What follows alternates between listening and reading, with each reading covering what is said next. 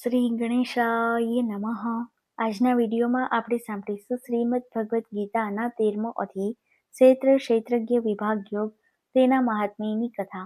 આપને આ વિડીયો પસંદ આવે તો લાઈક કરજો, શેર કરજો અને મારી ચેનલ સબસ્ક્રાઈબ કરજો. શંકર ભગવાને પાર્વતીજીને અને વિષ્ણુ ભગવાને લક્ષ્મીજીને કહ્યું કે હવે તમે ગીતાજીના 13મા અધ્યાયનું મહાત્મ્ય અને ફળ કેવું મહાપુણ્યદાયી તથા પરમ પદની પ્રાપ્તિ કરાવનારું છે તે તમે સાંભળો. દક્ષિણ પ્રદેશમાં તુંગભદ્રા નદીના કિનારે હરિહરપુર નામનું એક નગર હતું. આ નગરમાં હરિદીક્ષિત નામનો એક બ્રાહ્મણ રહેતો હતો. નામ પ્રમાણે જ તે અતિ ધાર્મિક વૃત્તિવાળો, સદા પવિત્ર આચરણ કરવાવાળો અને વિદ્વાન હતો. પરંતુ દુર્ભાગ્યે તેની પત્ની નખશિખ અધર્મી અને વ્યભિચારિણી હતી. તે હંમેશા પતિ સાથે ઝઘડ્યા કરતી, પતિના સગા સંબંધીઓ અને મિત્રો સાથે અયોગ્ય વ્યવહાર કરતી. જ્યારે હરિદીક્ષિત ગામમાં કોઈને ત્યાં ધાર્મિક વિધિ કરવા કે કામ અર્થે ઘરની બહાર જતો, ત્યારે તેની પત્ની પરપુરુષોને ઘરે બોલાવીને રંગરાંગ માણતી. આ બ્રાહ્મણીના પાપોનો ઘડો ભરાઈ જતા તેને ભયંકર રોગ લાગુ પડ્યો. ઘણા ઉપાય અજમાવવા છતાં તે સાજી ન થઈ અને રીબાઈને મરી ગઈ. યમરાજના દૂતો તે પાપિનીને સંયમની પુરીમાં લઈ ગયા. ત્યાં તે યમરાજની આજ્ઞાથી ઘણા સમય સુધી ઘોર નરકયાતના ભોગવતી સબળતી રહી. છેવટે તે એક ચાંડાલના ઘેર પુત્રી થઈને જન્મી. જાત જાતની મુસીબતો વેઠતી તે મોટી થવા લાગી. પૂર્વજન્મના અભ્યાસથી તે આ જન્મમાં પણ પાપ કર્મોમાં જ પ્રવૃત્ત રહેતી.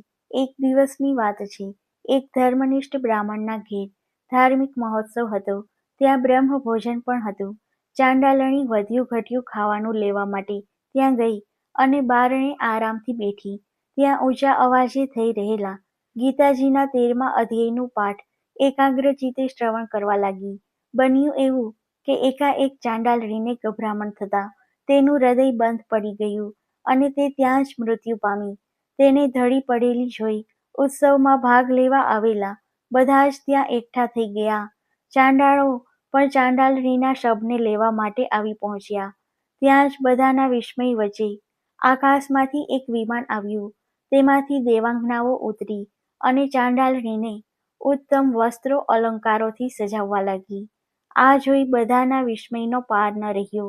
જેના ઘરે ઉત્સવ હતો તે બ્રાહ્મણ દેવાંગનાઓને પૂછવા લાગ્યો કે તમે કોણ છો અને આ ચાંડાલણીને ક્યાં લઈ જાઓ છો?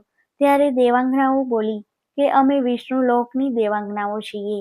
આજે આ ચાંડાલણીએ ગીતાજીના 13મા અધ્યાયનું અનાયાસે પરંતુ એકાગ્રચિત્તે શ્રવણ કર્યું હોવાથી તેના આજ સુધીના પાપો નાશ પામતા તેનો ઉદ્ધાર થયો છે. અમે તેને વૈકુંઠ લોક લઈ જઈએ છીએ. દેવાંગનાઓ ચાંડાલણીને લઈને વૈકુંઠ લોકમાં ગઈ. આ જોઈ ત્યાં હાજર હતા તે બધાએ જીવનભર ગીતાજીના 13મા અધ્યાયનો પાઠ કરવાનો સંકલ્પ કર્યો.